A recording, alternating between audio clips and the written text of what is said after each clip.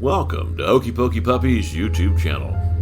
The world is a strange place, but it's home, so you might as well learn more about it. We offer strange stories and amazing facts on crime, history, Hollywood, and more.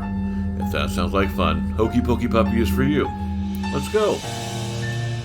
Prostitute Mary Ann Nichols, the first known victim of London serial killer Jack the Ripper, is murdered and mutilated in the Whitechapel district. London saw 4 more victims of the murderer during the next few months, but no suspect was ever found. In Victorian England, London's East End was a teeming slum occupied by 80,000 inhabitants of the city's poorest citizens. As a result, many women were forced to resort to prostitution, and in 1888 there were estimated to be more than 1,000 prostitutes in Whitechapel. 11 separate murders were included in the London Metropolitan Police investigation, collectively known as the Whitechapel Murders. Opinions vary on whether these murders should be linked to the same culprit, but 5 of the 11 Whitechapel murders are widely believed to be the work of the Ripper. On August 31st, Mary Ann Nichols is murdered. The serial killer is at work. On September 8th, the killer claimed his second victim, Annie Chapman, and on September 30th, 2 more prostitutes, Liz Stride and Kate Eddowes, were murdered and carved up on the same night. By then, London's Scotland Yard had determined the pattern of killing. First, the murderer, offering to pay for sex, would lure his victims into a secluded street or square and then slice their throats.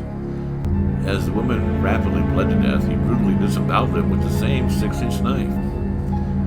The police, who lacked modern forensic techniques such as fingerprinting and blood type, were at a complete loss for suspects. Dozens of letters allegedly written by the murderer were sent to the police, and the majority of these were immediately deemed fraudulent. However, 2 letters written by the same individual alluded to crime facts known only to the police and the killer. These letters, signed Jack the Ripper, gave the serial killer his infamous nickname. On November 7th, after a month of silence, Jack took his 5th and last known victim, Irish-born Mary Kelly. An occasional prostitute, Kelly was discovered lying on the bed in a single room where she lived at 13 Miller's Court off Dorset Street.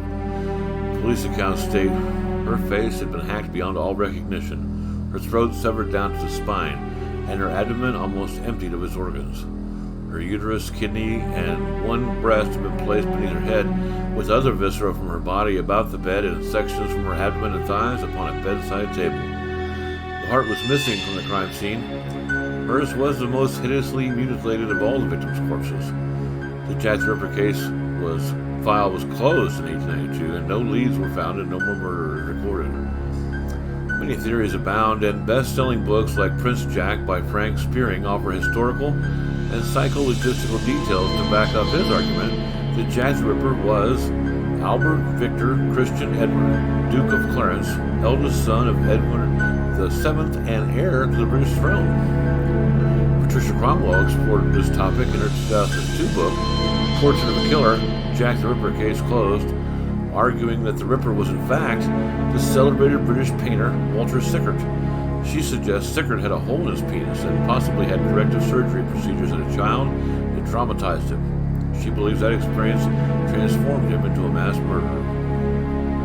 Recently, the Shaw found by the body of Catherine Eddowes that contains forensic stains. A DNA emerged that suggests the true identity of Jack the Ripper was Aaron Kosmowski, a 23-year-old barber from Poland.